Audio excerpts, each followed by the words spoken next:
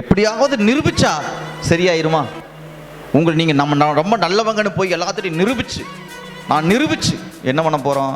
இப்போ சரி நிரூபிச்சிட்டோம், நல்லவங்கன்னு நிரூபிச்சிட்டோம், என்ன பண்ண போகிறாங்க? சிலை இது வைக்க போகிறாங்களா நமக்கு? அதனால் ஒன்றும் இல்லை. நம்ம பாருங்க, நம்ம நல்லா இருந்தோம்னாதான் 4 பேர் மதிப்பாங்க. இல்லைன்னா பெத்த தாயாக இருந்தாலும் மிதிப்பாங்க. அதனால் நம்ம பண்ண வேண்டியது நம்மளுடைய வாழ்க்கையின் லட்சியம். யாரையும் காலவாரி விடக்கூடாது, யாரையும் மதிக்காமல் போயிடக்கூடாது, யாரையும் கண்டுக்காமல் விட்டுறக்கூடாது. அது தப்பு.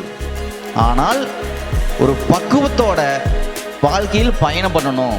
உள்ளத்துல தூக்கி என்ன தந்தையை போட்டுட்டு கடவுள் என்னை காப்பாற்றலைங்கன்னா கடவுள் எப்படி காப்பாற்றுவார்?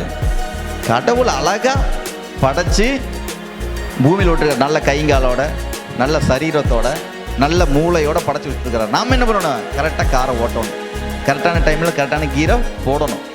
நமக்கு சர்ன்னு இந்த பக்கம் ஒரு திருப்பி காட்டுக்குள்ள விட்டுட்டு கடவுள் காப்பாற்றலைன்னா அவர் எப்படி காப்பாற்றுவார்? அவர் காப்பாற்றுவார், சொல்லி கொடுப்பாரு. நம்மள்கிட்ட பலவீனமாக இருக்கும்போது அவர் பலன் வேலை செய்யும். ஆல்ரெடி காப்பாற்றிட்டார். சிலுவையில் ரத்தத்தை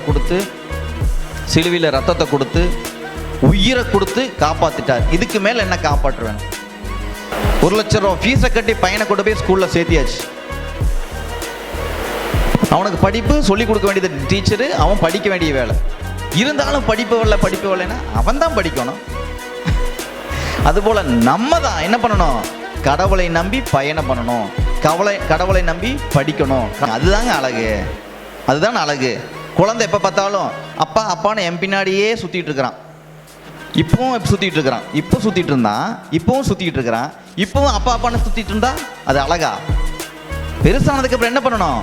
அவன் பின்னாடி அவனை நம்ம ஒன்று கேட்டு செய்கிற அளவுக்கு அவன் முன்னேறணும். அதுதான் அழகு. அப்படிதான் கடவுள் என்ன பண்ணி வச்சிருக்கிறார் அப்படின்னா, நம்மளை படைச்சு வச்சிருக்கிறதுனா நம்ம திறமைகளை வெளிக்காட்ட, நம்ம வாழ்க்கையில் நம்ம ஜெயிக்க, வாழ்க்கையில் வரக்கூடிய பிரச்சனைகள் எல்லாம் மேற்கொள்ள, அதுக்கு தான் அவர் பக்கபலமாக இருந்து உதவி செய்கிறாரு. ஆமென்.